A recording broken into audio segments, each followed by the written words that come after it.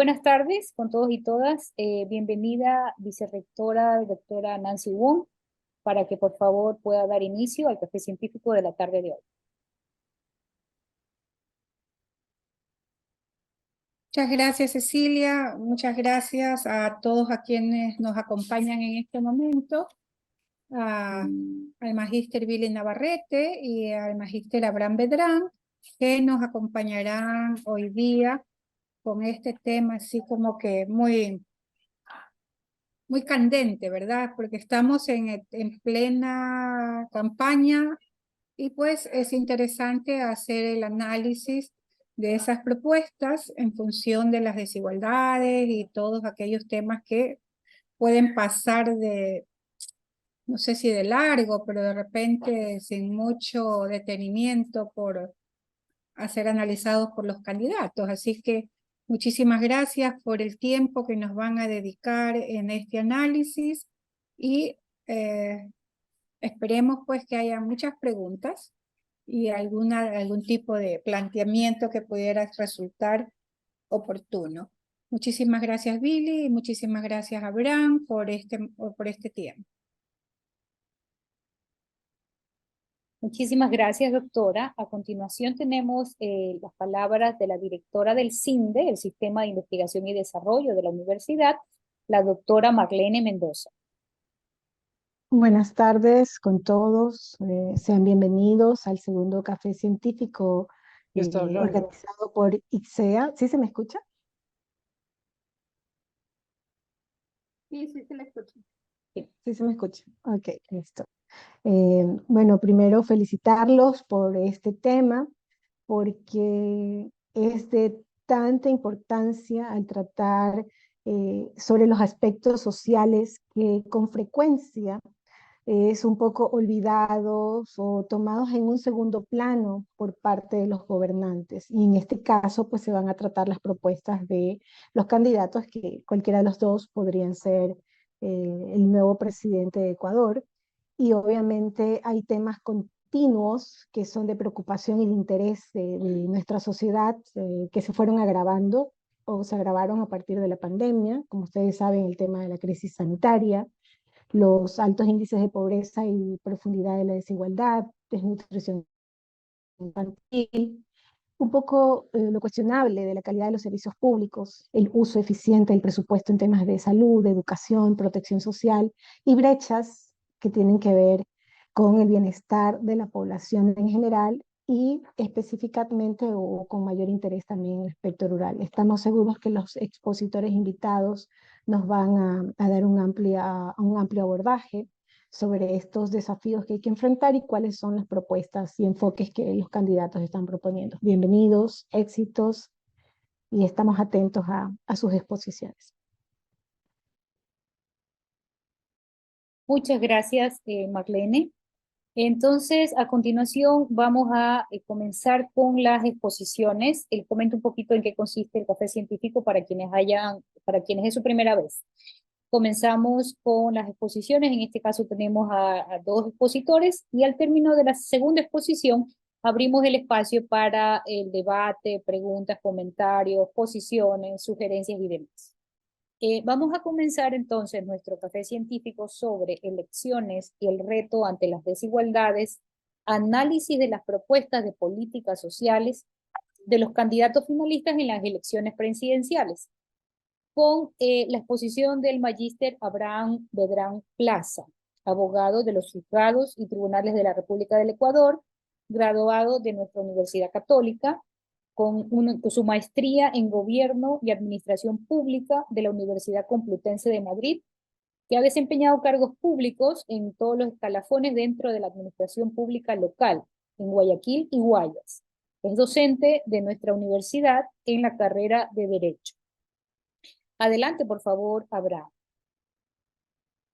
Muchísimas gracias, Cecilia. Para mí es un gusto y un honor poder participar en estos espacios ahora como docente, los cuales en su momento, si bien es cierto no eran los mismos, lo hice como estudiante. Agradezco a usted, agradezco a Marlene y agradezco a la doctora Wong por la oportunidad. Pues bien, se me ha encomendado analizar el tema de las propuestas sociales que existen dentro de las candidaturas que hoy por hoy pugnan por obtener la presidencia del Ecuador para el próximo año y medio de gobierno. Quisiera hacer una pausa en algo y hay que ser muy claros en lo siguiente. El tiempo de gobierno que va a existir no es de un año y medio. El tiempo de gobierno que va a existir es mucho menor. Si vamos a la parte práctica, los resultados de las elecciones estarían dados en aproximadamente 2 semanas. Mientras existe la posesión y se pueden ocupar cargos, hacer la designación de personas y demás, y con lo presupuestado que ya está comprometido de este año, en realidad las acciones de gobierno del próximo régimen tendrán un año de duración, porque a partir de hoy, en un año más, ya empezaremos con una dinámica de volver otra vez a elecciones, porque tocará efectivamente entrar en esta situación por los procesos democráticos del 2025. Ahora bien, teniendo clara esta pregunta, hay que definir entonces qué se puede hacer en un año o qué tan factible es la ejecución de políticas públicas en este tiempo. Y para eso hay que analizar primero qué es una política pública. Nosotros como latinoamericanos entendemos por política todo. Cuando hablamos de política entendemos que política es la campaña política, el personaje político, el sentido político, la finalidad política, el desarrollo político y todo lo metemos en un solo bloque de cosas. Sin embargo, en el mundo anglosajón, la política se divide en tres grandes espacios. Lo político, que es lo filosófico principalmente, que tiene que ver con qué entiendo por política, cómo la conceptúo, cuál es el norte, cómo transita el camino de lo público, etcétera, cómo se relaciona y demás. Existen las campañas políticas como tal, que tienen su propio rango de estudio, que tienen que ver con el ejercicio del poder para llegar a su acceso. Y existen las políticas públicas como tal, que es lo que nosotros tenemos que ahorita fijar en esta discusión, que es lo más difícil. Pensar la política no es asunto sencillo. Ganar una elección es lo más fácil dentro de lo político. Sin embargo, ejercer el poder es realmente lo complicado porque entras en una dinámica de una constante lucha entre actores políticos para ratificar la legitimidad de tu elección, hablando en un contexto democrático. Ahora, ¿cómo se hace para ganar esa legitimidad? Y efectivamente aquí viene la respuesta de que se lo hace mediante las ejecuciones y resultados de gobiernos que se plantearon y se esperaron por los cuales me eligieron. Dentro de estas problemáticas y este desarrollo y este devenir de acciones de gobierno, se pueden conceptualizar lo que se llaman políticas públicas. A mí me gusta conceptualizar la política pública como la concretización de las decisiones públicas. ¿Ok? Entonces, ¿a qué me refiero como concretar esas decisiones públicas? Punto 1.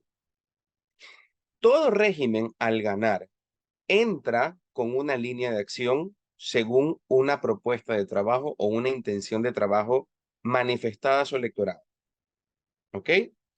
Ahora, lo importante es cómo yo alcanzo el resultado que ratifique lo que yo prometí para lo cual me eligieron. Aquí viene este concepto y se desarrolla a través de decisiones. Las políticas públicas vienen como consecuencia de decisiones. Si yo quiero proponer A o B camino, tiene que haber una decisión pública. Para que yo pueda ejecutar una política pública, tengo que tener poder.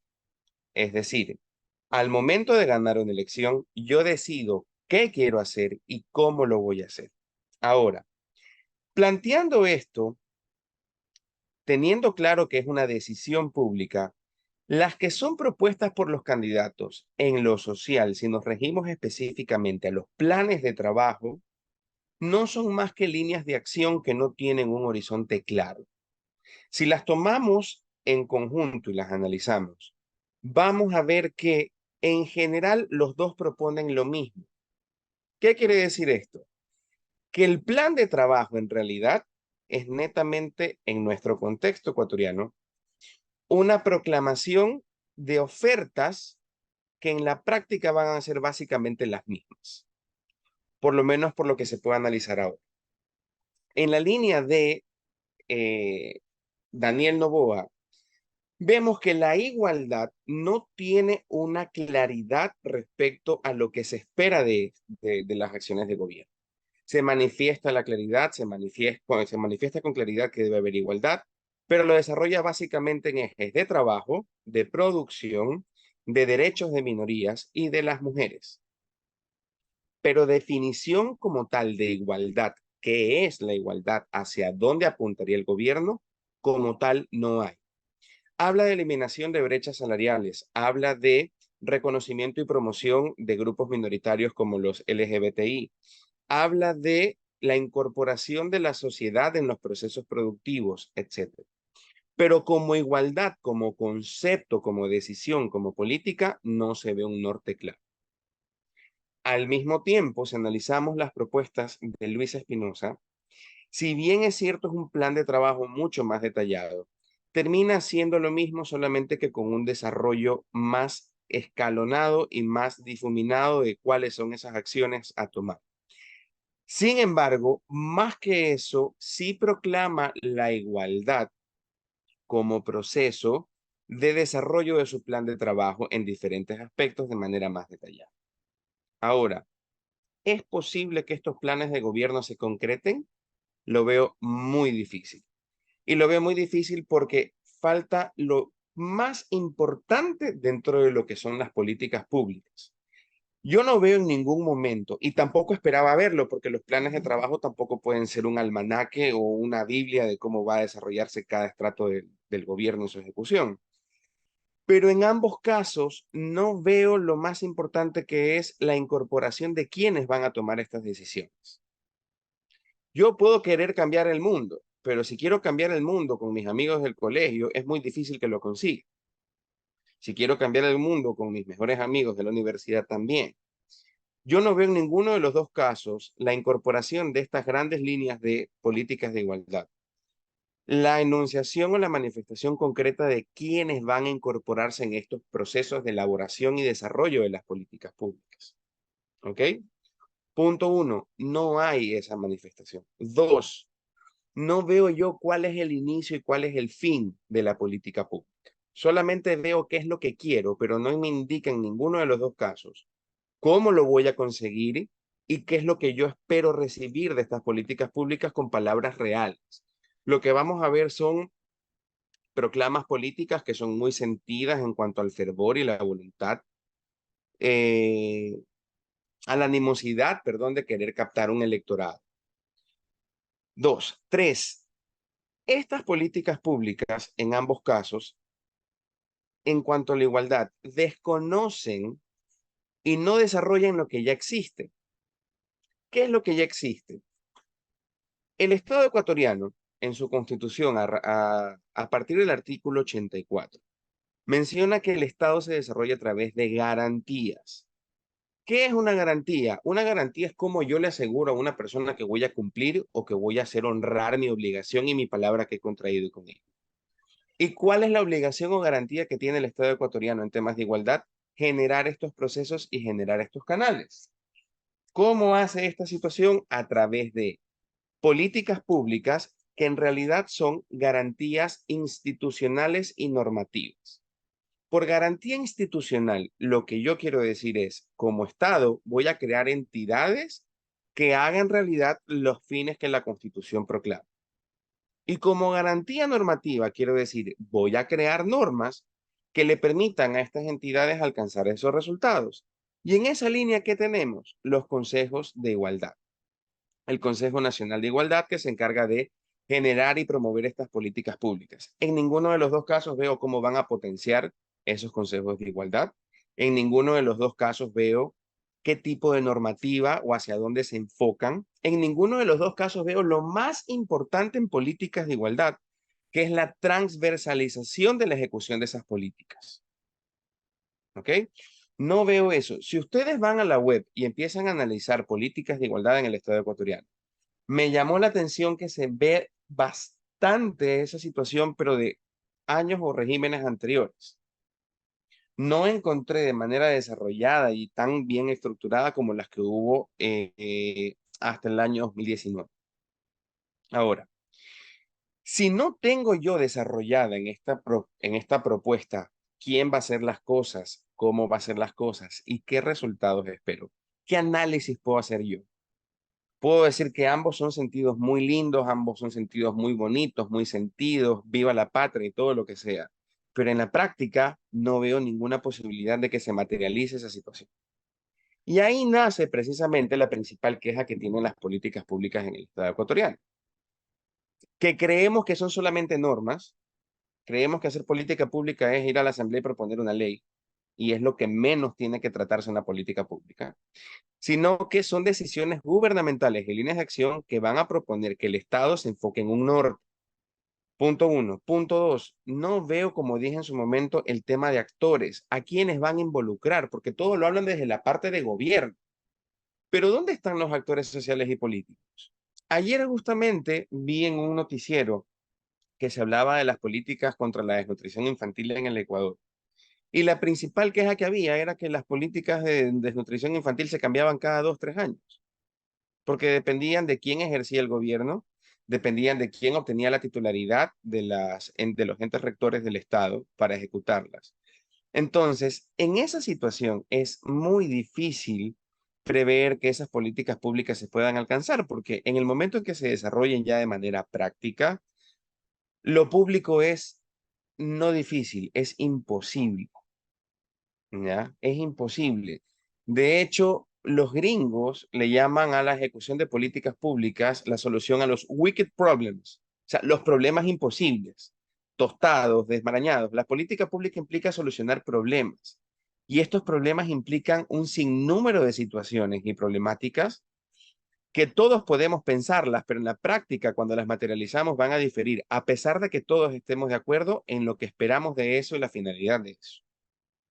Entonces, si no hay actores políticos claros que son invitados desde la propuesta de gobierno a ejecutar esas políticas, si no hay una línea clara en establecer cuál es la finalidad, si no hay una línea clara en entender cómo se va a transversalizar esas políticas, si no hay una línea clara de qué ejes efectivamente van a ejecutar esa política pública, yo creo que en lugar de solucionar la desigualdad, la vamos a terminar complicando. Porque lo que eso produce es que cuando ya se toman en ejecución las políticas públicas, lo que se genere son más problemas en los que ya había. Porque por cumplir se hace todo el apuro y al hacerse todo el apuro no se pueden hacer las cosas de la manera adecuada. Ahora, ¿cómo entender aquí en las políticas públicas quiénes van a actuar? Para que las políticas públicas puedan suceder y puedan generar de cierta forma un resultado que se pueda plasmar y se pueda contrastar, tiene que incorporarse la suficiente cantidad de actores políticos, indistintamente de quién gane el gobierno. ¿Eso qué implica? Que en la ejecución tiene que haber representantes de todos los partidos y movimientos. Tiene que haber, al menos invitarse, pero tiene que ser parte todos ellos de ese proceso y tienen que hacerlo con voz y los que sean necesarios con voto. Uno. Dos, tiene que involucrarse la suficiente cantidad de actores sociales de todos los estratos, porque al hablar de igualdad no solamente hablamos de igualdad de género, hablamos de igualdad social, hablamos de igualdad económica, hablamos de grupos vulnerables, hablamos de un sinnúmero de situaciones que van a propender esa igualdad. Tres, tiene que haber metas claras. Dime que vas a poner una política de igualdad, pero dime cuál es el objetivo tangible que tú esperas. ¿Cuál es el marco referencial? ¿Cuál es el porcentaje que piensas achicar o agrandar? Dime cuáles son los resultados que tú esperas en lo educativo, que esperas en lo social, que esperas en lo cultural. Dime qué es lo que yo voy a ver al hacer este tipo de trabajo, para por lo menos tener claro de que, sin importar si lo consigas o no, ya tengo el norte de hacia dónde ir y lo puedo seguir trabajando. Si no tengo el norte, ¿qué es lo que espero con la política? Doy pie a que cada vez que hay un cambio de administración se cambien los objetivos y lo que se hace es retrasar los resultados necesarios y esperados. Y adicionalmente, tienes que decirme a mí cómo vas a evaluar eso, cómo vas a determinar lo que es bueno, cómo vas a determinar lo que es malo, qué medidas van a ser las que yo voy a tener de carácter suficiente para poder alcanzar el resultado que espero o no espero. Por ejemplo, si ustedes ven las políticas de igualdad de género en la Defensoría del Pueblo me parece muy bien hecha, donde se establecen cuáles son los marcos, los porcentajes, los indicadores, las acciones y cómo se busca cambiar este contexto de política pública de la igualdad de género en el desarrollo de la institución de la Defensoría del Pueblo, no solamente en la formación y estructuración de la misma, sino en cómo los productos que esta institución ofrece a la ciudadanía se ven materializados en cuanto a la igualdad de sus usuarios en el acceso a estos servicios. ¿Ya? Ahora, me permito leer brevemente, muy brevemente. Por ejemplo, ¿qué es lo que dice Daniel Noboa? Daniel Noboa habla específicamente de inclusión de derechos LGBTI, de poner la igualdad como un principio y un valor. Habla de la política de igualdad de empleo, de ampliar los derechos de los grupos minoritarios, apoyar a estudiantes LGBTQ+, fomento en equidad salarial. Y si voy a la Revolución Ciudadana, veo justicia para mujeres y niñas, veo ciudadanía con igualdad de género y un sinnúmero de situaciones que son buenas, pero no generan una satisfacción en cuanto a la totalidad de la igualdad como política pública. ¿Ya? No es solamente incluir a quienes han sido discriminados tradicionalmente, sino ser capaces de incorporar en ese proceso a quienes puedan ser parte en la construcción también de esa situación de equidad que generalmente han sido los grupos no oprimidos por esas situaciones. Ahora, ¿qué es lo que yo noto importante acá? Muy aparte de que los resultados van a darnos los parámetros cuantitativos suficientes para entender que la política ha sido exitosa o no y nos van a marcar la pauta de lo que viene hacia adelante, para mí es importante tener dos cosas súper claras. Primero, las políticas públicas no se copian. No se copian porque tienen antecedentes, tienen actores y tienen resultados a esperarse totalmente distintos de sociedad en sociedad. Incluso dentro del Estado ecuatoriano va a haber un matiz distinto según costa, sierra, oriente, grupo etario, condición socioeconómica, etc. Y dos, toda política pública tiene que tener como tal en lo social un objetivo que es el cambio de la cultura política del Estado. Y no hay nada más difícil que cambiar la cultura política de la gente. Porque lo que estás queriendo hacer en ese momento es decirle a alguien, deja de pensar y deja de actuar como lo has venido haciendo durante toda la vida. Porque la forma en que te has venido comportando es la misma que te han heredado desde un tiempo infinito que no podemos demostrar. Haciendo un análisis súper claro, y va a sonar un poquito grosero, pero me parece muy válido. En Finlandia, la gente se acostumbraba a que cuando se producía la carne para la alimentación humana, del ganado de que se sacaban las carnes, primaba la grasa sobre la proteína. ¿Y por qué era esto? Por la gran cantidad de frío que hacía que al mayor grasa, mayor capacidad de desarrollar calor. ¿Y cuál era el resultado? Claro, que Finlandia era uno de los 10 países con mayores cantidad de muertes por enfermedades cardíacas. Y la principal afectación cardíaca era eh, el excesivo componente adiposo en las comidas. ¿Cómo le cambias tú la forma de comer a la gente después de miles de años de haberse acostumbrado a eso? Eso es lo que implica cambiar la política y a la final se hizo. ¿Cómo? A través de sistemas de incentivos. Entonces, plantear una política pública que obtenga resultados va a ser exitosa o no en la medida en que la proporción de la población a la que va a esta política pública se destine a alcanzar esos objetivos, cambiando la forma de pensar, la forma de comportarse, que la cultura política como tal cambie. ¿Es posible? Sí. En este año de gobierno no lo creo posible. Menos aún con la polaridad totalmente segmentada de tendencias políticas que existen en el Ecuador y con la casi nula intención entre entes políticos de alcanzar resultados de consenso. Porque el consenso es parte de todo el discurso político y en la práctica es lo que menos ocurre dentro del Estado. En fin, Eso es lo que puedo aportar. No veo políticas públicas claras, no veo... Melissa, tiene el micrófono abierto. Ah, está, ya no escuchó Melissa. Entonces, no veo una política pública como tal indefinida, no veo una estructuración seria, no veo un componente profesional político en el comportamiento del Estado, del régimen que vaya a ocupar el cargo. Simplemente lo que creo yo es que vamos a tener que esperar un poco de trabajo que pueda ahondar lo poco que se ha hecho hasta que haya un contexto social y político que permita estructurar algo muy bien realizado. Eso. Muy bien, muchísimas gracias, Abraham, por toda la ilustración previa a en sí a la posición de los candidatos con respecto a lo de la política pública también, ¿no? Ahora vamos a darle el paso a Billy, Billy Navarrete Benavides. Es licenciado en Comunicación Social de la Universidad de Guayaquil, con un diplomado superior en Manejo de Conflictos, un curso internacional de la Universidad de Santa María de Chile, diplomado de certificación de perfilación criminal con perspectiva de derechos humanos por la International Academy of Forensic Criminologists y el Instituto Ciencia Aplicada. Ha sido director ejecutivo, sigue siendo, del Comité Permanente por la Defensa de los Derechos Humanos, el CDH.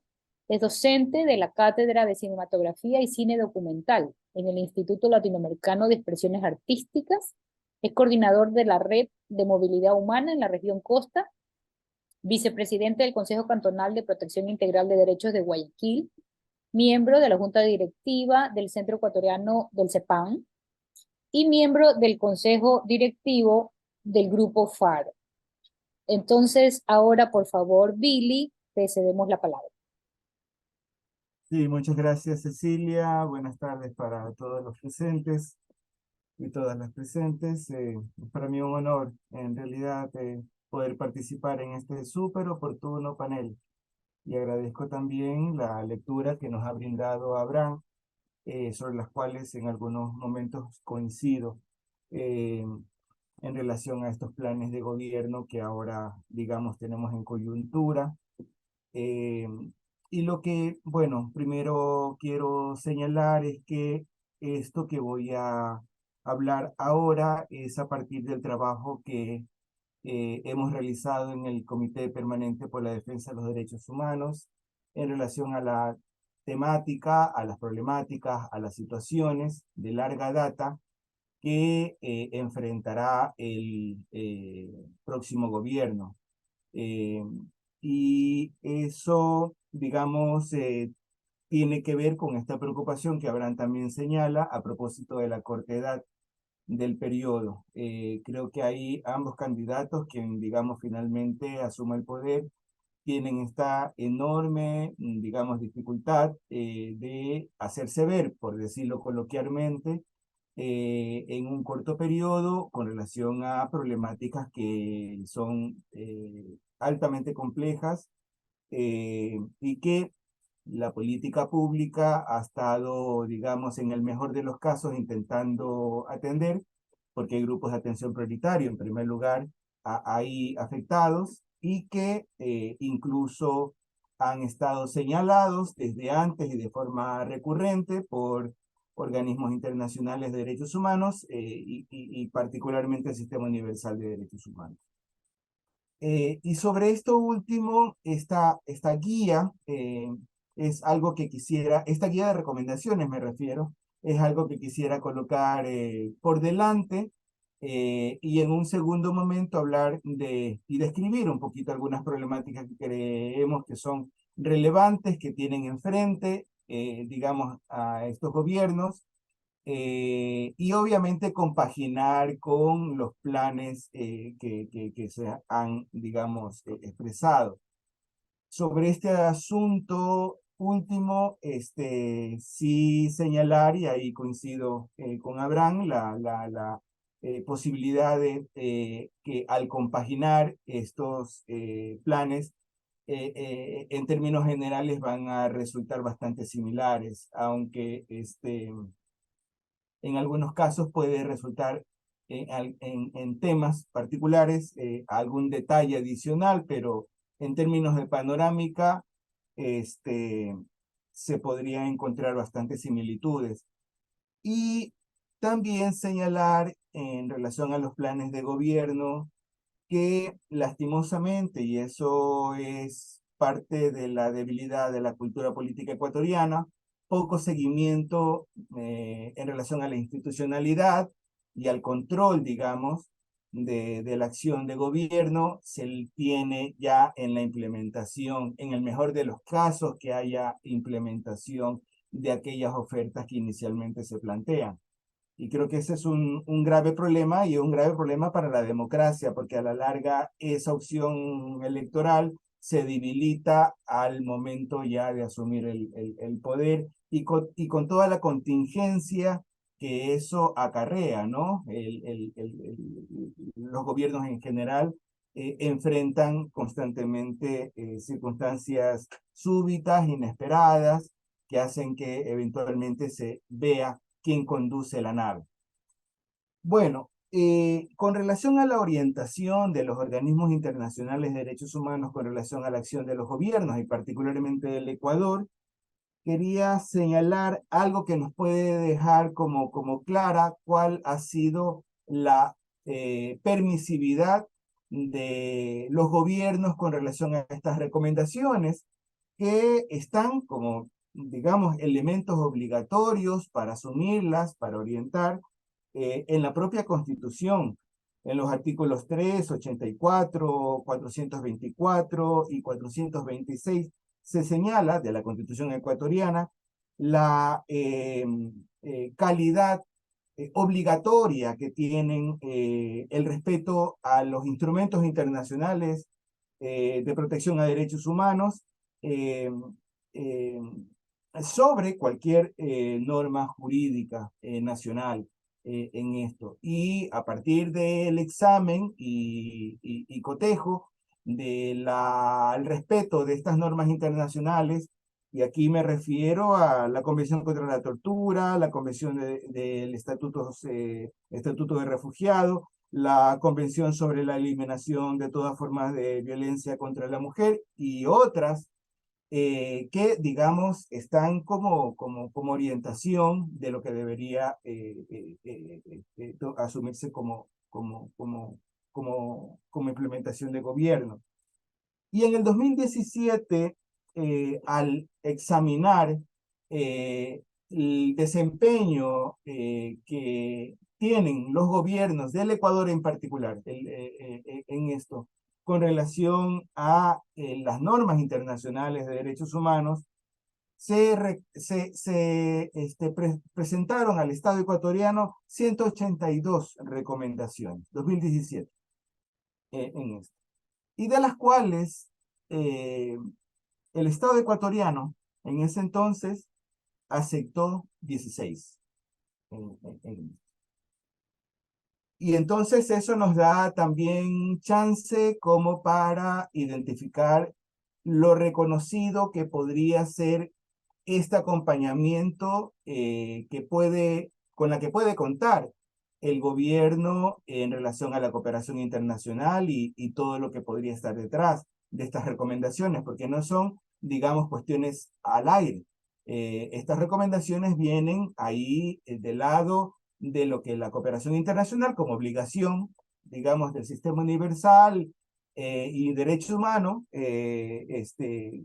con la que se cuenta, ¿no? Y también quisiera señalar cuestiones que podrían resultar como buenas prácticas para que no todo sea desolador en relación a lo actuado en esto. Quisiera poner por delante que el Ecuador cuenta, y desde, digamos, relativamente poco tiempo, con la Ley Orgánica para la Erradicación de Violencia contra la Mujer. Una cosa que no fue caída del cielo, una cosa que fue trabajado, un instrumento, me refiero, con organizaciones de la sociedad civil por largo periodo y que, digamos, quedó bastante bien, por decirlo en términos generales. Siempre hay cuestiones perfectibles en este ámbito social, por supuesto. Pero en el 2017 se contó con la aprobación de esta ley para, digamos, atajar una de las problemáticas más serias que tiene la sociedad ecuatoriana. Adicionalmente, el Plan Nacional de Salud Sexual y Reproductiva en esto, incluyendo la inclusión en el presupuesto, en la proforma presupuestaria del 2020, especialmente pensando en el embarazo adolescente, que se ha ganado, ¿no? En relación a la conciencia de que esto no es algo consentido en esto, ¿no? El embarazo en adolescentes es una grave violación a derechos humanos y una práctica de violación sexual. El matrimonio igualitario es algo que también, y todas estas cosas han sido cosecha de la sociedad civil, si bien es cierto, con acción pública que ha permitido que estas, digamos, avances finalmente se cristalicen en una norma, no han caído del cielo, ¿no? Por eso los traigo acá como para visibilizar y contrastar la acción pública con relación al ofrecimiento de campaña. La Ley Orgánica de Movilidad Humana en esto, y que ha tenido ahora un reglamento, e incluso en el último periodo han tenido dos periodos, dos ejercicios de regularización migratoria para ciudadanos venezolanos. Este último, que está en curso, incluso permite que las personas venezolanas que ingresan de forma irregular, y esto es inédito, no se ha contado anteriormente con una cosa así, sean regularizados. Hay todo un detalle ahí a propósito de evitar y prevenir la trata y tráfico, pero hay la opción en esto. Y bueno, eso hay que ponerlo en relieve en esto. Bueno, por ahí, entre algunas cosas que me parecen relevantes que deberían, digamos, considerarse. Aquí voy a presentar algo, me avisan si se puede ver, Cecilia. Ah, muy Sí, bien. dile, se ve bien. Muy bien, muy bien. Entonces, las realidades que se enfrentan ambos candidatos. Y bueno, lo que había mencionado, ¿no? Aquí hay algunas cifras que se cotejan con relación a problemáticas de larga data, ¿no? Situación de las mujeres, la violencia basada en género. 6 de cada 10 manifiestan haber sufrido violencia de género. 2.000 niñas menores de 14 años se embarazan producto de una violación. El 83% de los casos de abuso y violencia sexual se da en el círculo cercano. Y esto tiene que ver con la cultura al interior de las familias incluso. En la cultura en relación a la protección de, digamos, de niñas, de niños, sobre este tipo de actos atroces, ¿no? En esto. Y esos son los retos finalmente que se tienen para poder ir atajando esta problemática. La situación de los adolescentes en este contexto de criminalidad. Aquí coloco algunas cifras que tienen que ver con la magnitud del problema y que en este contexto de criminalidad se suma el tema del reclutamiento forzoso, que lo sufrimos también en comunidades pobres de aquí, de Guayaquil, para tráfico de drogas, para sicariato incluso, y que involucra también en la explotación sexual de niñas, con relación a organizaciones criminales que controlan las comunidades y que controlan la convivencia comunitaria y la extorsión. Y acá una de las cosas más relevantes, digamos, en términos adversos, digo, es la situación de niños, niñas, adolescentes en este contexto. Creo que ahí hay un elemento especialmente relevante y sensible, pensando en toda la afectación que está dejando en las comunidades y en la salud mental de los niños este efecto, y que no es poca cosa en relación a la política pública. Bueno, la situación carcelaria, ¿qué decir? Ahí, digamos, algunos hemos llamado incluso una suerte de política eh, de masacres constantes y a una ausencia total de gobernabilidad. Y a la población carcelaria también considerar siempre lo que está alrededor de ese hecho sancionado en relación a dónde vamos conduciendo las problemáticas que están, digamos, motivando el hecho delictivo en esto. A propósito de la punición per se, en en el ámbito de la política social. Los pueblos y nacionalidades indígenas han provocado ahí una serie de acciones, incluso que han llegado a detener el aparato productivo en relación a exigencias en materia de política de derechos sociales, económicos, culturales, ambientales. En el Ecuador 2019, 2022 son, digamos, episodios de protesta social que están, digamos, mostrándonos los desafíos que podemos tener en relación a convivencia y a los que no están alejados los escenarios futuros. Y ahí pensando también que esta debilidad en la gobernabilidad tiene también que ver con una ausencia de implementación de acciones en territorios vastos como Esmeraldas o la frontera norte en general. La población de Esmeraldas tal vez creería que es tal vez la más significativa de este abandono en eso. El 65% de las personas afrodescendientes tienen condiciones de pobreza. Y de los más empobrecidos, el cantón Eloy Alfaro, con el 96% en esto. Y bueno, ya lo hemos mencionado, algunos retos que se presentan en relación a la inclusión y la no discriminación a la población LGBTIQ+, eh, que están, digamos, ahí como enunciados también en los planes de gobierno. Y entonces vamos a revisar y ahí tal vez lo que nos ha ofrecido Abraham ya nos puede dar cuenta de algunas similitudes y desafíos que hay en relación a estos planes de gobierno.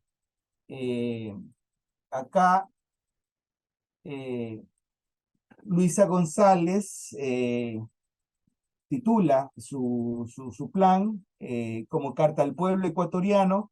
Cuenta con 12 objetivos, 459 propuestas. Tal vez por ahí podríamos encontrar mayor detalle del ofrecimiento de campaña en relación a la rápida incremento, revertir el rápido incremento de la pobreza y la desigualdad en esto. Hay una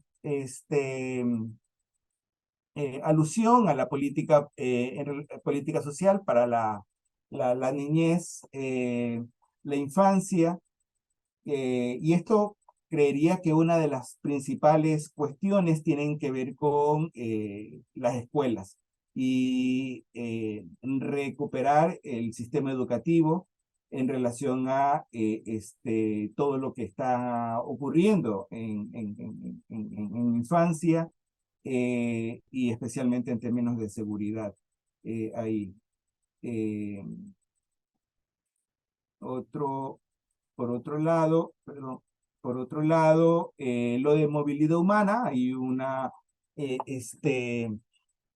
señalamientos sobre corredores humanitarios, que ya se han, digamos, implementado antes en periodos cortos para tratar de facilitar el libre tránsito en materia de derechos humanos. La Constitución establece la soberanía, la ciudadanía universal, establecimiento de mecanismos para la integración escolar. Estas son cuestiones que también alguna práctica ya se da actualmente, ¿no? Hay un interés, hay una preocupación por parte del sistema educativo de incluir a la infancia migrante y refugiada para el acceso a la educación básica en esto. Eso se podría contar con experiencia ya en curso ahora. La política con relación a la privación de la libertad, de devolver la política de rehabilitación social, la recuperación de las cárceles ahora bajo control de la criminalidad. Esto, digamos, tiene que ver también con el modelo carcelario que fue, digamos, construido hacia el 2012 por el gobierno de, digamos, que ahora representa Luisa González, ¿no? Y hay un mecanismo que digamos, ahí en relación a la implementación de este complejo carcelario debería de recuperarse en esto.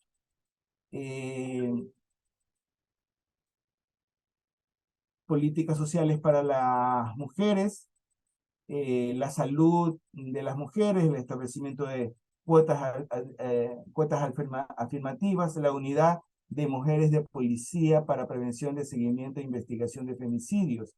Esto es una cosa nueva.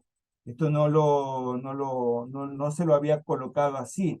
Y nos trae, digamos, al recuerdo aquel episodio de las comisarías de la mujer como instancias, digamos, de justicia dedicadas a la violencia basada en género y que luego ha permitido desarrollar toda una normativa y una institucionalidad con esa óptica. Quiero ahí simplemente mostrar estas ahora la propuesta de Daniel Noboa sobre el eje social y económico.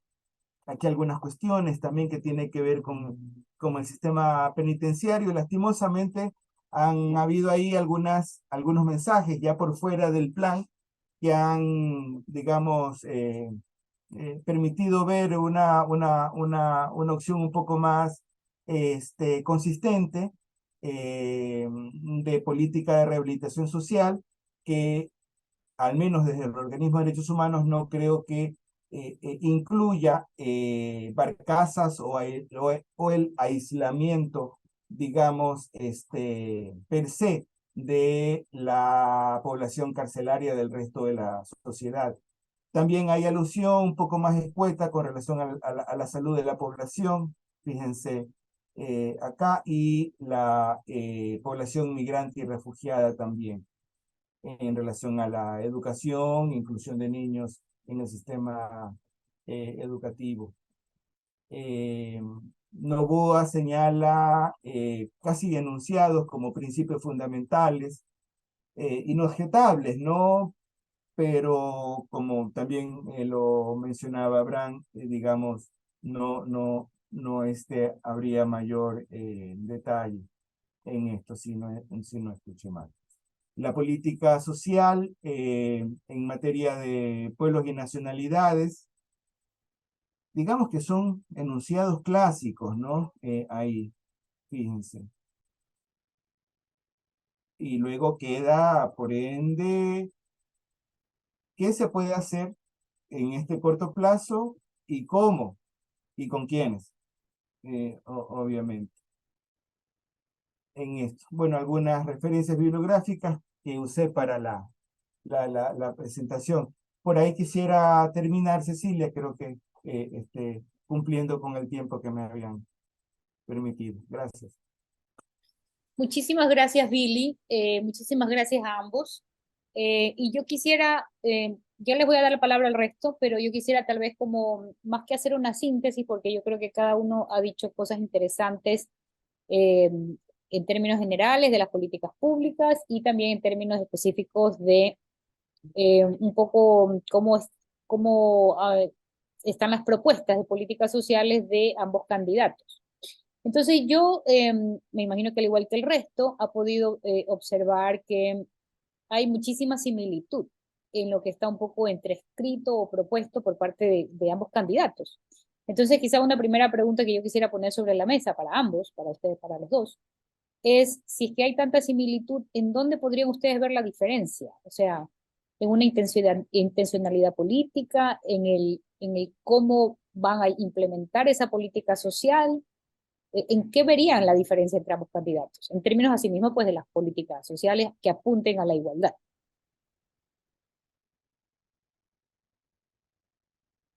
¿Cuál sería el orden de intervención? Libremente, si deseas, Billy, tú estás ahorita, si quieres puedes hablar tú Bueno. primero. Ajá. Bueno, yo creo que cabría pensar en que la participación de organizaciones de la sociedad civil podría ser un parteaguas en esto. Eso pensando que al menos inicialmente y durante este corto tiempo pueda permitir abrir trocha en esta incertidumbre, por ponerlo en términos coloquiales también, y tal vez disculpándome por los términos. Y creo que eso sería lo mejor que pueda ocurrir en realidad, porque en este poco tiempo tampoco habría manera de, digamos, desarrollar una gestión en solitario. Eso sería suicida y más bien agravaría, digamos, la respuesta. Creería que cabría que el que gane en ese sentido pueda tener brindar un mensaje y dar pasos inmediatos que permitan confiar y acercarse, y permitan a la ciudadanía y a las organizaciones acercarse. Y digamos academia, empresa, digamos un amplio nivel digamos, convocatoria para que esto se pueda desarrollar en todo el país, en términos de asamblearias, tal vez, en esto para desarrollar planes, que se los tiene. Creería que hay insumos ya que se han venido dando de todas estas cuestiones que se han planteado como, digamos, puntos sensibles, se tiene. Pero bueno, ahí hay que pensar en dar pasos y acciones que puedan, digamos, generar ese espíritu de confianza. Por ahí, Cecilia. Muchas gracias, Billy. Abraham. Sí, yo quisiera decir algo que, bueno, creo que las políticas sociales y las políticas de igualdad realmente no son prioridad en ninguna de las dos agendas de gobierno. Y me parece que de cierta forma no está mal, porque no es que no se van a tratar, pero hay otras prioridades hoy por hoy para que los gobiernos triunfen en cuanto a su ejecución de poder. Tenemos un tema que tiene que ver con trabajo, que ha sido para mí la problemática en la agenda pública desde 1830 más o menos. Y una muy emergente que es el tema de seguridad, que es lo que más ahorita consolida el impacto de las necesidades de la sociedad desde los gobiernos. Creo que no debemos esperar mucho dentro de este asunto. Creo que tampoco va a pasar porque hay necesidades más urgentes. Lamentablemente, cuando un país, cuando un estado cumple con su agenda básica de satisfacción de necesidades a las personas, ya puede pensar en otras agendas. Cuando ya le aseguras a la gente que va a tener trabajo, que hay inversión pública y demás, puedes pensar en otras cosas y ahorita no tenemos absolutamente nada. Entonces, desde un punto de vista pragmático en cuanto al impacto de los gobiernos en la sociedad, no veo como urgente el tema social. Yo lo veo muy poco factible que vaya a tener algún tipo de suceso o un hito histórico en cuanto a la ejecución de las políticas sociales. Ok, muchísimas gracias, Abraham. Entonces, abro un poquito el espacio a quienes están presentes. Estamos 167 personas. Supondría que habría alguien que desee hacer alguna pregunta, comentario, observación, etcétera. Gigi, por favor, adelante.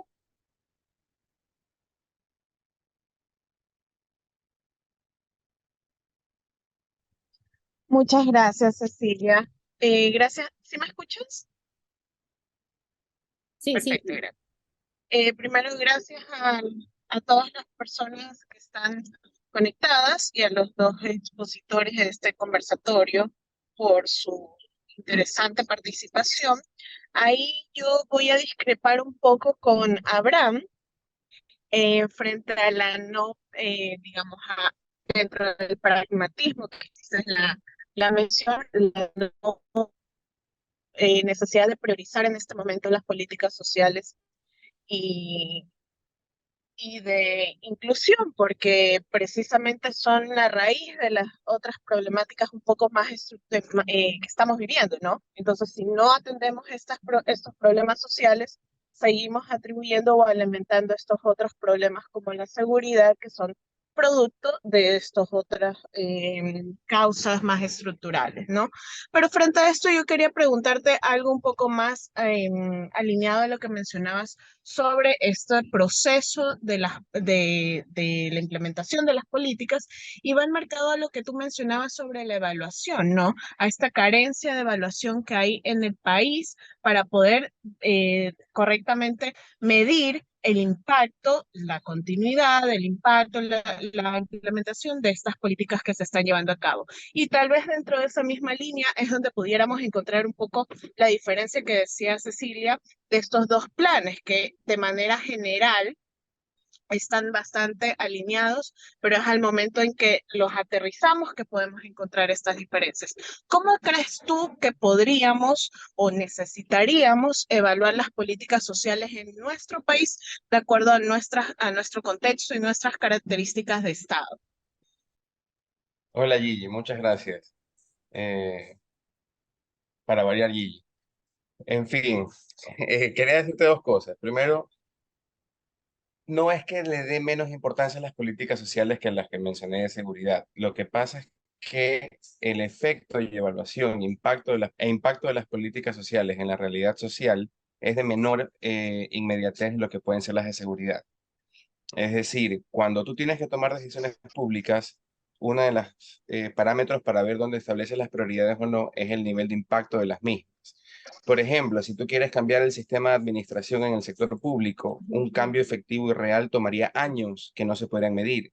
Si vas a cambios de infraestructura, de ingeniería civil en cuanto a caminos y demás, está casi comprobado y son poquísimos los casos y son excepcionales en los cuales tú puedes medir una gran obra civil de cambio de infraestructura dentro de un periodo menor a 4 años. Entonces, si tienes uno, las políticas sociales no te van a dar un marco de comparación y de beneficio, de costo-beneficio desde la sociedad hacia el gobierno. Entonces, por lógica, ningún gobierno gana para perder. Tienes que ganar de tal forma en que la gente diga, me conviene este gobierno, lo legitimo y sigo votando por él.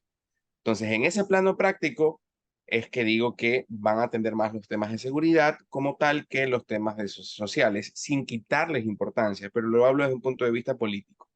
Punto uno. Punto dos.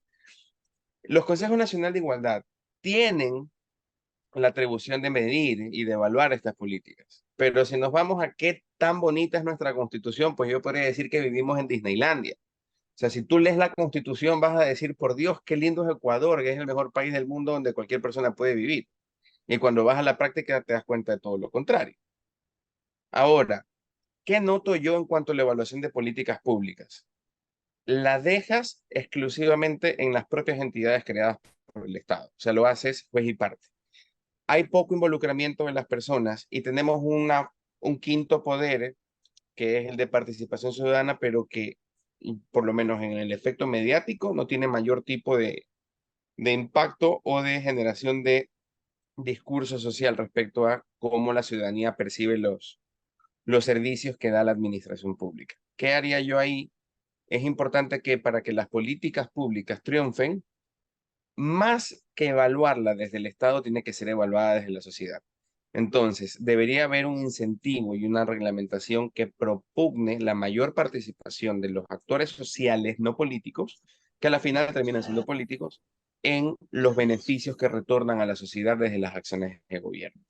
Entonces, en esa medida vas a poder establecer efectivamente desde el punto de vista social el real beneficio no de las acciones que toma el gobierno. Eso. Muchas gracias, Abraham. Hanne. Gracias, Abraham. Bueno, muchas gracias por haberme invitado. Realmente es una gran oportunidad para mí poder escucharlos, escucharlas. Y sí, de pronto me toma un poquito de sorpresa el hecho de cómo se está considerando esto de la igualdad. Porque como que la igualdad no solamente, aunque si bien es cierto, Abraham Bedrán dijo que la igualdad o la desigualdad se refiere a todas las discriminaciones y las desigualdades de género, de clase, de etnia que existen. Sin embargo, aquí como que el enfoque ha sido desde el Consejo Nacional de la Igualdad, que es verdad, es importante que exista y que se están, desde ahí se están impulsando algunas políticas públicas para lograr estas, digamos, evitar las discriminaciones o potenciar que la participación de las personas que han sido discriminadas históricamente puedan ser incluidas, ¿no? A mí personalmente digamos, la exposición de Billy Navarrete me parece que recoge mucho más cuáles son esos derechos humanos que han sido conculcados, pero que creo yo que en el plan de trabajo planteado por Luisa González sí recupera mucho más ampliamente cómo impulsar políticas públicas para superar estas situaciones. No estoy de acuerdo con lo que plantea Abraham, de que como que son muy parecidos los dos planes, pero porque al menos basada en mi conocimiento de cómo, digamos que después de que aprobamos la nueva constitución, que por primera vez participamos la gran cantidad de organizaciones sociales que logramos plantar en esa constitución muchos de los derechos a una vida libre de violencia, de los derechos a la salud sexual y reproductiva, bueno, para mencionar algunas cosas, pero que fue justamente durante el periodo de gobierno de Rafael Correa Delgado y del equipo y que se logró justamente impulsar un plan integral de acción para ir superando estas inequidades y no solamente eso, sino garantizando los derechos humanos, porque la Constitución es eso, ¿no?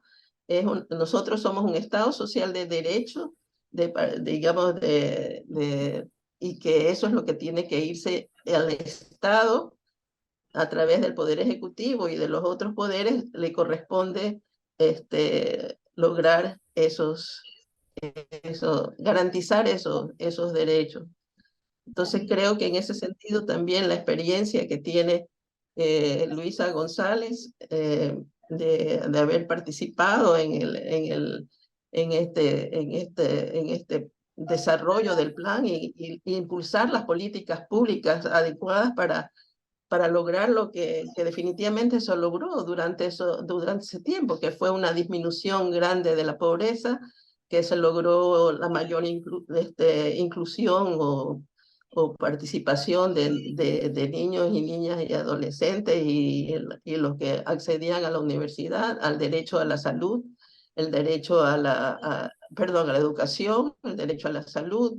Entonces, creo que en ese sentido, o sea, ese plan que si bien es cierto, es un gobierno que va a ser como dijeron, de menos de año y medio, pero que también recoge y prioriza la gran demanda ciudadana de realmente lograr que salgamos o empecemos un paso adelante para, o sea, realmente la situación de inseguridad, de violencia a todo nivel que existe y además que justamente la inseguridad no solamente es la inseguridad física o delincuencial, sino la inseguridad de no tener acceso a un trabajo digno, la inseguridad de no tener una alimentación adecuada, la inseguridad que hace que las personas que han sido empobrecidas y que son más pobres cada vez por esta forma de gobierno que hemos tenido en los últimos 6 años y que inclusive obedece algunos mandatos del Fondo Monetario Internacional, ¿no? Entonces, sí, yo sé que tal vez no me debo meter en estos asuntos en este momento, pero no puedo dejar de decir, ¿no? Lo que creo. Muchas gracias. Muchas gracias por tu aporte, Jani. No sé si de pronto Billy o Abraham quieran replicar o aportar en algo más con respecto a lo que está diciendo Jani. Sí, y qué bueno encontrarla, Hannes. Hola, hola Billy. Gracias también. Creería que, digamos, esto que plantea, que Abraham nos plantea, de esta dicotomía entre la seguridad y lo social, que podría llevarnos a ver este corto mandato de forma errada, diría. Creo que ahí cabe ahora con mucho más vehemencia, con mucha más urgencia, que se asuma el tema de inseguridad como una carencia de la seguridad integral. No es un tema meramente policíaco. Eso creo que nos ha llevado a lo que hemos, a donde estamos, a donde hemos caído. Creo que es estratégico políticamente dar digamos, ese mensaje y esas acciones, digamos, de integralidad. Obviamente el tiempo no nos da para cosechar, digamos, ya frutos maduros, pero sí poder mostrar una manera que no se la ha tenido de gobernar en este sentido. Yo creo que lo que más se requiere es una mirada totalmente distinta al tema de la seguridad, al tema de la violencia. Obviamente la policía y la depuración de sus filas es algo indispensable. Por ahí, al día siguiente de gobierno deberían ya, digamos, darse esos pasos. Y esas son las cosas que, digamos, podrían iluminar cualquiera, ¿no? Cualquiera de los candidatos que puedan tener, deberían tener esa urgencia de vincular lo social con la seguridad. Eso nomás, Cecilia. Gracias, Billy. Abraham, no sé si tú quieres... Obvio, obvio que sí quiero replicar.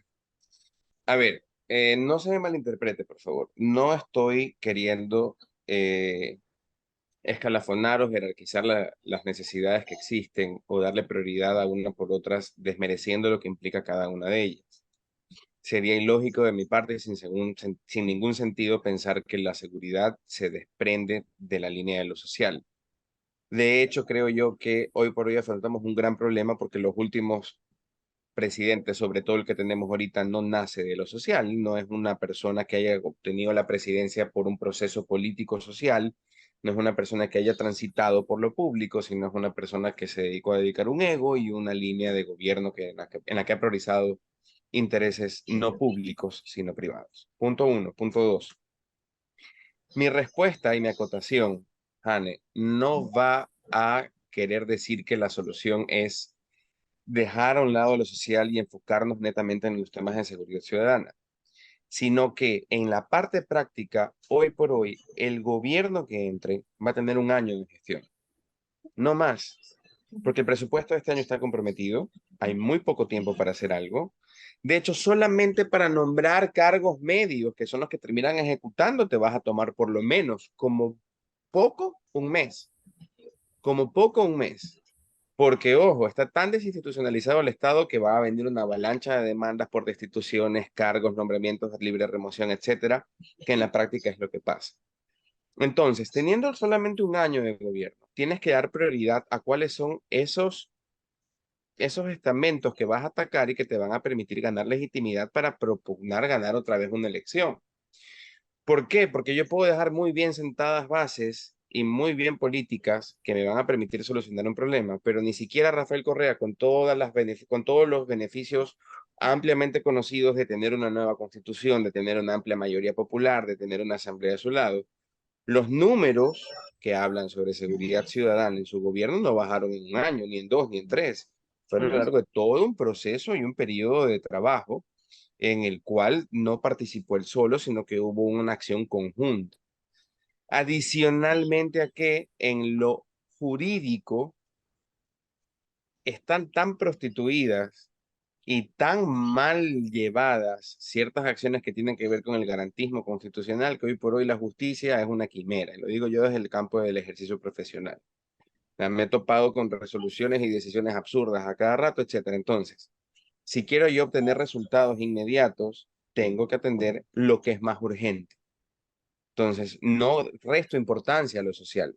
Dije que igual se pueden trabajar, pero lo que más va a importar ahorita respecto a ambas, en cuanto a lo social y seguridad, va a ser la seguridad, porque el tema es básico. O sea, si la gente se siente más segura el día de mañana, sin importar el resultado, va a obtener, y ni el cómo, va a obtener claramente una relación directa en por quién volver a votar o por quién no. Porque lamentablemente tenemos que estar sometidos a un proceso de elecciones obligatorias, donde el 90 y pico% de la población no tiene la capacidad suficiente para poder profundizar en planes de acción de gobierno, donde es muy difícil tener ese acceso por la disparidad en cuanto a la formación de las personas y por el acceso a los medios para tener justamente esa información. Entonces, si hablo desde lo práctico, esto es una elección política y desde la política, llevar lo social, creo yo que no va a ser una prioridad cuando hay otra que va a tener resultados inmediatos, o por lo menos mucho más tangibles en el corto plazo. Eso. Gracias, Abraham. Marco pidió la palabra, Marco Padilla.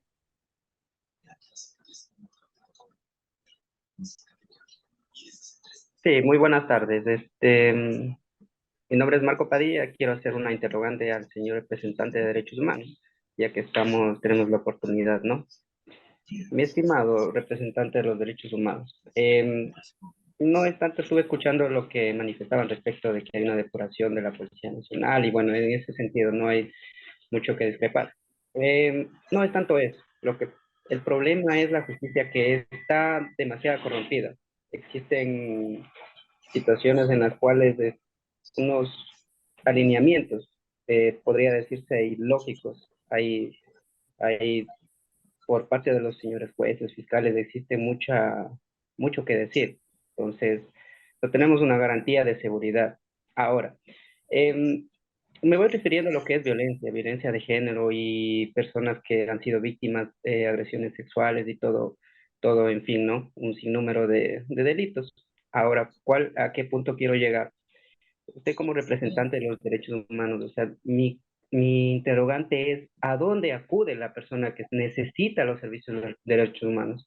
Porque muchas veces lo que corresponde a una denuncia queda en la nada, muchas veces queda en la nada, porque vulneran sus derechos al momento de dar una sanción. Muchas veces los causantes de un hecho delictivo que tiene pruebas sustentables para condenar a esa persona se va riendo. Dice, no, aquí no ha pasado nada, es una mentira, esto es un chisme, prácticamente es un chiste la justicia. Entonces, muchas veces dice, ya no sé a dónde acudir. Si quiero acudir a los derechos humanos, no tengo idea a dónde llegar, excepto que yo haga un problema, discrepe con las redes sociales, lo hago público, ahí me ponen atención los derechos humanos, pero mientras tanto no tengo a dónde acudir. Eh, Trabajo en un área donde a diario se ve ese tipo de situaciones. Entonces las personas dicen, no, prefiero yo dejar que ese delito quede en la impunidad y no tenga solución. Entonces, ese es mi interrogante, señor representante de los derechos humanos, saber a dónde es que específicamente uno debe acudir para hacer valer los derechos, porque muchas veces estamos contando de la justicia ecuatoriana, pero muchas veces no tiene cabida para las personas. Entonces, esa es mi interrogante, señor. Me gustaría que usted me aclare esa situación porque muchos tenemos esa duda. ¿De a dónde acudir? Muchas gracias, estimado Marco. Vamos a pedirles a los participantes que tratemos de enfocarnos en el tema de hoy. Billy, un poco por cortesía, tal vez darle alguna información general, pero tratar de regresar al tema, ¿sí? Sí, brevemente, y bueno, agradezco también la intervención de Marco y la respondo de forma rápida. Y recuerdo una nota de prensa parecida recientemente, donde señalaba algo así como el 80% de las muertes ocurridas en el país no tenían, digamos, ni siquiera una investigación detrás. Y eso tiene que ver con que el afectado, el familiar del difunto, digamos, no va a colocar una denuncia por el hecho violento y quien provocó la muerte de su pariente. Y esa, digamos, dejar pasar, tiene que ver con esa, digamos, falta de credibilidad que nos dice Marco, ¿no? Que todas las padecemos y somos testigos de esa ausencia de respuestas. Y ahí simplemente señalar de que frente a una situación de muerte, hay una cadena de responsabilidades y entonces habría que ver ahí qué eslabón está cumpliendo o no su tarea, a tal punto que si alguien es acusado, eventualmente puede tener su sentencia y su rehabilitación para reincorporarlo. Ese es lo que dice la ley y así deberíamos ver un hecho de violencia. Pero un hecho de violencia, Marco, no es la totalidad de, digamos, la protección de derechos humanos. Es un hecho de sangre. Sí, obviamente, daña al orden público, pero la, digamos, manera como deberíamos ver, reconocer la importancia de la defensa de los derechos humanos, que no es solamente la bandera que cargamos los organismos de derechos humanos. Esta es una tarea que, digamos, nos competiría a todos y a todas, la defensa de los derechos humanos propios y el derecho humano ajeno.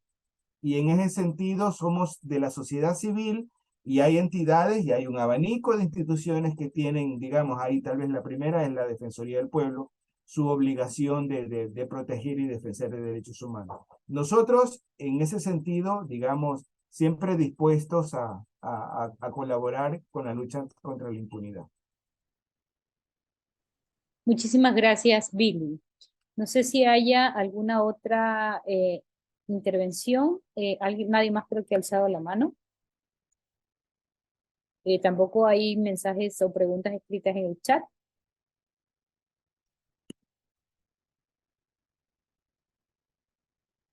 Si no hay entonces más preguntas, tal vez si Abraham y Billy quisieran cerrar con un último comentario para poder ya luego cerrar el café.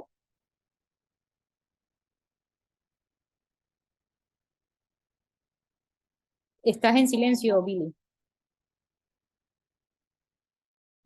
Sí, yo cuando recibí la invitación, Cecilia, colegas, me impresionó muy bien y el resultado creo que ha sido también mejor. me metió en un proceso de reflexión que lo tenía en términos, digamos, íntimos. Eso, digamos, es una muy buena práctica, obviamente, pero lo otro es tratar de conversarlo así como lo hemos hecho en, digamos, en espacio abierto y libre, y cruzar criterios. Creo que eso, felicito a la universidad por ese paso, que no es poca cosa. Creo que hay mucha valentía de abordar estos temas en esta coyuntura y desde la academia. Creo que eso, digamos, felicito a la universidad por la invitación y por lo que nos ha permitido. Gracias. Muchísimas gracias, Billy. Gracias también por tu participación, muy interesante y muy ilustrada. Abraham. Sí, también, como dijo Billy, agradecer el espacio, poder haber compartido con él y con ustedes en esta tarde.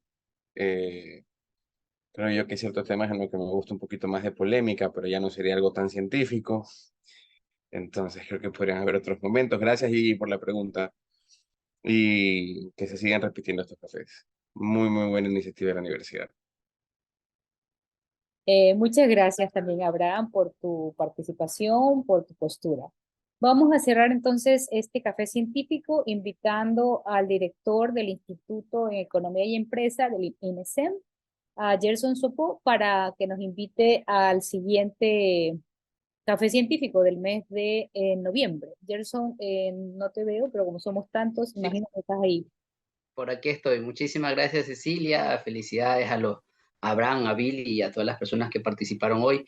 Muy interesante haber escuchado sus puntos de vista e invitarlos a continuar en esta dinámica de intercambiar ideas, de tener opiniones. Recientemente en Guayaquil se firmó el Acuerdo por el Talento Humano, que es una alianza público-privada que vincula a diferentes actores de la ciudad, y es una acción que compromete precisamente a las personas, a la ciudadanía, a la empresa pública y a la empresa privada, a involucrarse un poco más en el desarrollo de la sociedad.